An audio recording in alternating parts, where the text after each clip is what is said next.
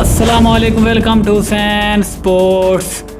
आपको breaking news से आगाह करते चलें कि कश्मीर प्रीमियर लीग के पहले क्वालिफायर मैच में शाहिद खान आफरीदी की टीम को शिकस्त। मोहम्मद हफीज़ की मुजफ्फराबाद टाइगर्स की टीम ने शाहिद खान आफरीदी की टीम को शिकस्त देकर फाइनल के लिए क्वालिफाई कर लिया।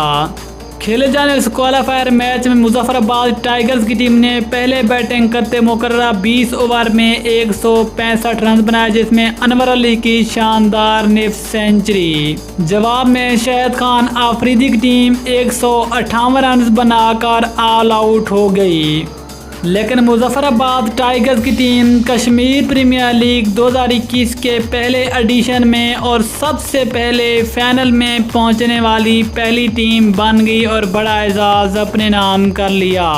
लेकिन इस फाइनल मैच में पहुंचने के बाद मुजफ्फराबाद टाइगर्स टीम ने बड़े ज़बरदस्त अंदाज से सेलिब्रेशन मनाई।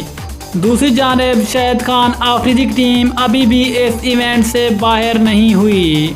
दूसरी जानिब मीरपुर रॉयल्स और ओवरसीज वेरिस में से जो भी टीम जीतेगी वो शाहिद खान आफरीदी के साथ टकराव करेगी, लेकिन मुजफ्फराबाद टाइगर्स की टीम कश्मीर प्रीमियर लीग के फाइनल में पहुंच गई।